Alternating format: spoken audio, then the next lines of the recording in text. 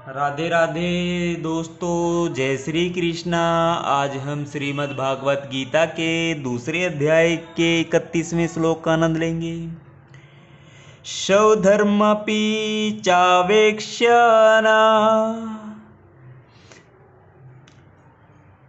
विकम्पितुमर्हसि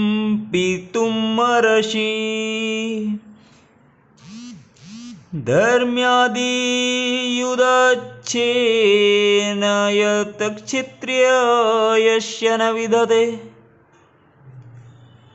हिंदी में अनुवाद। क्षत्रिय होने के नाते अपने विशिष्ट धर्म का विचार करते हुए तुम्हें जानना चाहिए कि धर्म के लिए युद्ध करने से बढ़कर तुम्हारे लिए अन्य कोई कार्य नहीं है, अतः तुम्हें संकोच करने की कोई आवश्यकता नहीं है। तात्पर्य जानेंगे।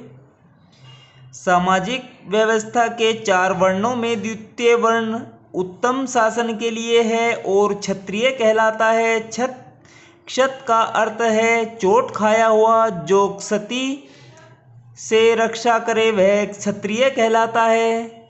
त्रायते रक्षा प्रदान करना, क्षत्रियों को वन में आखेट करने का प्रशिक्षण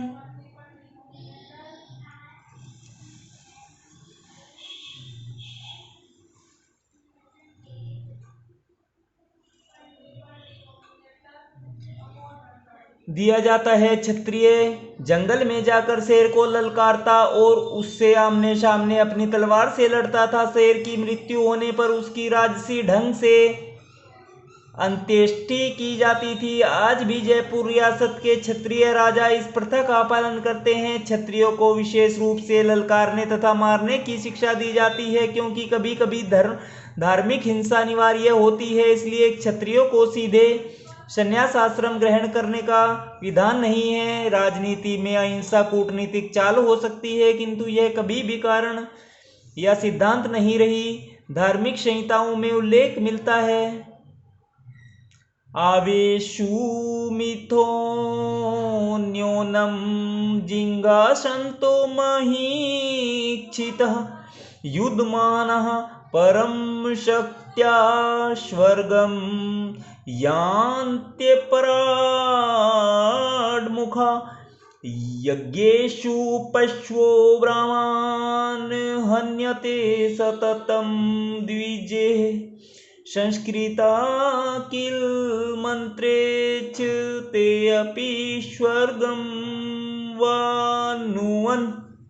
युद्ध में विरोधी ईर्ष्यालु राजा से संघर्ष करते हुए मरने वाले राजा या क्षत्रिय को मृत्यु के अनंतर वे ही उच्च लोक प्राप्त होते हैं, जिनकी प्राप्ति ज्ञागिन में मारे गए पशुओं की को होती है। अतः धर्म के लिए युद्ध भूमि में वध करना तथा याज्ञिक अग्नि के लिए पशुओं का वध करना हिंसा कार्य नहीं माना जाता, क्योंकि इसमें निहित धर्म के कारण प्रत्येक व्यक्ति को लाभ पहुंचता है। और यज्ञ में बलि दिए गए पशु को एक स्वरूप से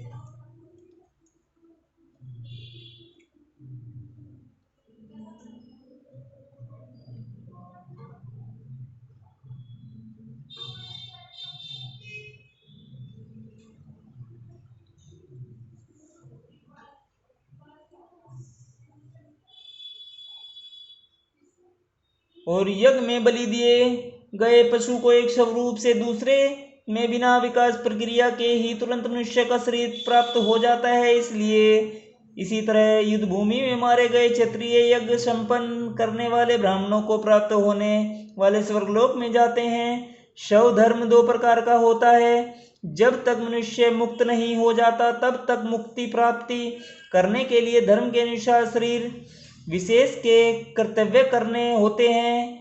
जब वह मुक्त हो जाता है तो उसका विशेष कर्तव्य या स्वधर्म आध्यात्मिक हो जाता है और देहात्म बुद्धि में नहीं रहता। जब तक देहात्म बुद्धि है तब तक ब्राह्मणों तथा क्षत्रियों के लिए स्वधर्म पालन अनिवार्य होता है। स्वधर्म का विधान भगवान द्वारा होता है, जिसका स्पष्टीकरण 4th अध्याय में किया जाएगा। शारीरिक स्तर पर स्वधर्म को वर्णाश्रम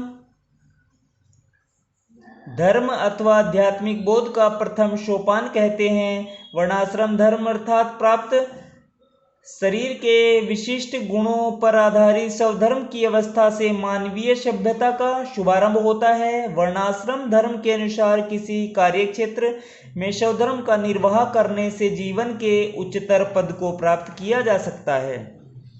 राधे राधे दोस्तों, जय श्री कृष्णा। आज हमने श्रीमद् भागवत गीता के दूसरे अध्याय